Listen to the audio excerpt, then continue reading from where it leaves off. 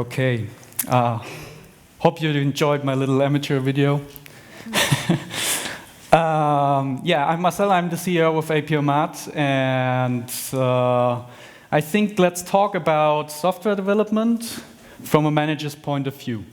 From a manager's point of view, software development is more or less like craftsmanship, because there are a lot of work steps and a lot of processes that are pretty time-consuming, pretty costly. But if you step aside and ask a developer, then he will tell you that a significant amount of his work time, he's doing the same all in all over again. So that's the reason why we created ApiOmat, which is backend as a service. It's meant to help software developers to get away from the annoying stuff they will have to do over and over again. And it's meant to help the managers to be more cost-effective in software development. So let's talk about the service. ApiOmat is basically a scalable cloud hosting solution and a web development environment combined.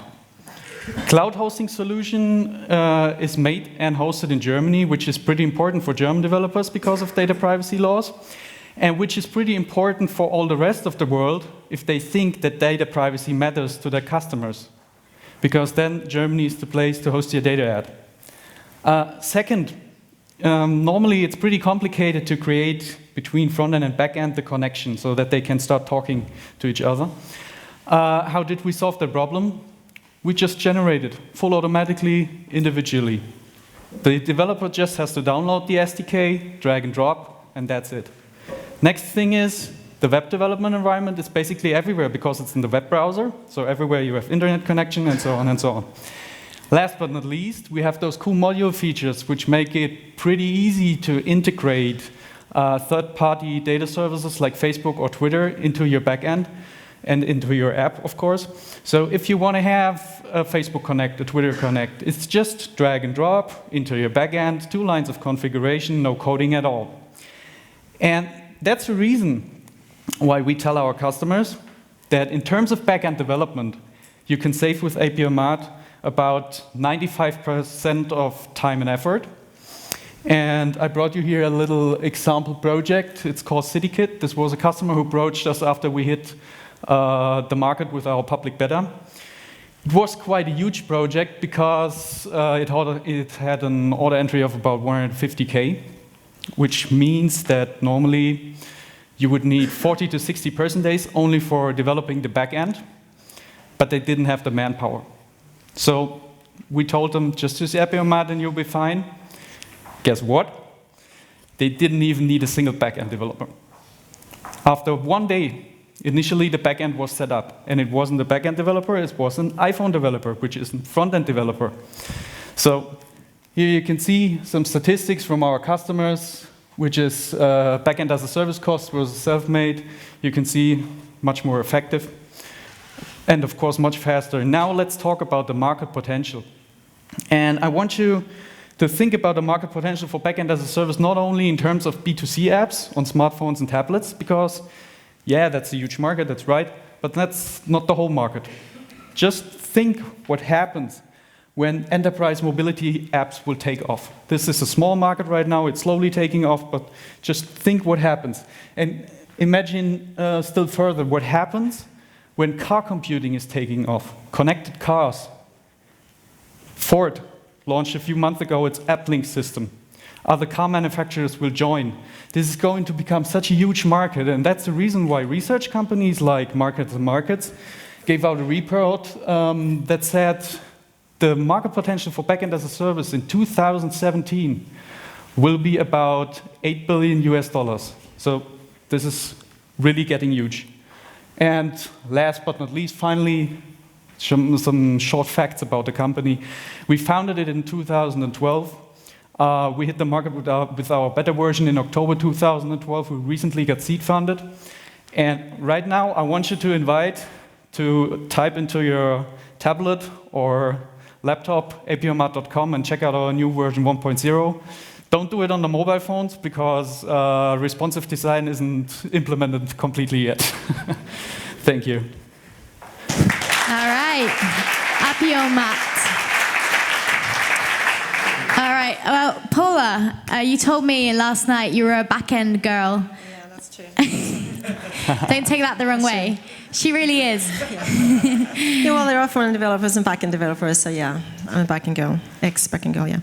So this is very interesting, and I saw in your your previous presentation that you addressed your competitors also. So you mentioned Parse and Kinvey and all that, and then you probably also know that they're moving to at least Kinvey just moved into the more mobile enterprise space. So could you address a little bit that? I know you knew and you told, but still there's in this mobile space, it's individual developers, which means the community-based, and then you have enterprise. So please tell me more about that. The enterprise is not the only market, but we have a pretty open approach because what we're doing is not addressing a special market. We're just trying to make backend development easier. For Kinvey, this definitely makes sense because they have a hell of a lot competition in the US, and the dynamics in this market are crazy. There are a lot of companies out there that claim they're doing backend as a service.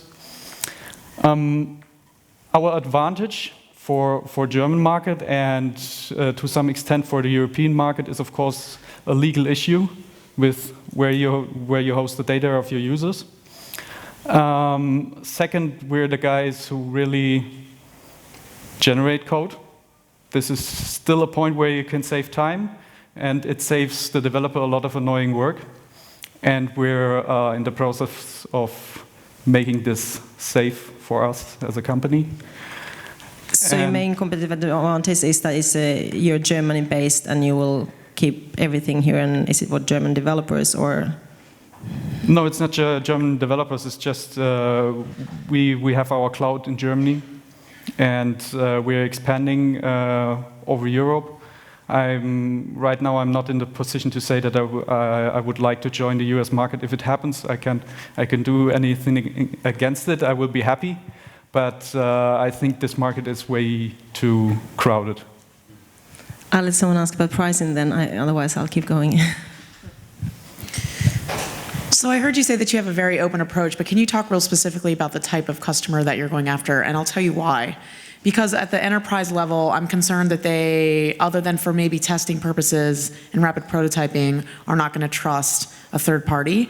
So that leaves sort of startup-y land, and startups make a terrible customer base because they fail a lot, which means you have incredible churn, which means you have incredible sales costs. Yeah. So like, where do you see yourself fitting in, and how do you sort of plan on addressing sales and churn and stuff?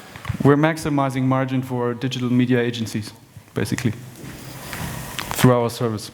Because digital media agencies always tend to be more effective in developing. They give a lot to freelance developers, something like this. This is the one side, and on the other side, for enterprise businesses, we offer a solution which is more like, we give you the software and you host it in your cloud, on your own servers, behind your corporate firewall. Yeah. Interesting, but they're still relying on your code. Like if you're an enterprise, you're not trusting a third party to build your entire ecosystem on top of. So it doesn't feel to me that enterprise is a great play here, other than maybe for rapid prototyping, but at some point they're going to kick your code out because they're going to want to build their own. So I'm just wondering, like, that's not a cause of concern for you? Depends if this, if what's done in the backend is so extremely business critical and is their own IP, then yes, you're right. But there are a lot of use cases that don't need that, and we're basically, the cost argument is quite a big one, but also we're making them much more productive because they have a much bigger output than before because it's less time needed. I guess you're saying one of your big advantages is sort of privacy laws, and that obviously applies to storing users' data. And that is super critical, right? If your users' data leaks, if you're a corporate, that's a disaster, right? It's an absolute disaster for you. Of course. So Trust is everything we have, but that's yeah. So just coming back to the point, sort of, is there enough trust there that as a third, the oh shit test? It's like, oh shit, something goes wrong. Can I find out within an hour whether it's gone wrong? To what extent does ApiOmat get in the way of that? Yeah, of course, we built the cloud completely ourselves. This is our biggest IP with the software which is running the cloud, and this is where we have a lot of quality security work, where we have a lot of people looking into it. And of course, in the end, it's only coming down to the fact who has the best tool, who gains the most trust. And yeah, of course, if we have a big leak and we can't solve it within a few hours or half a day, then we have a problem. On the other hand, our competitors in the US had outages from half a day to about a whole day. No one seemed to care. Depends. Time's up. Sorry, guys. Big round of applause for ApiOmat. Thank you.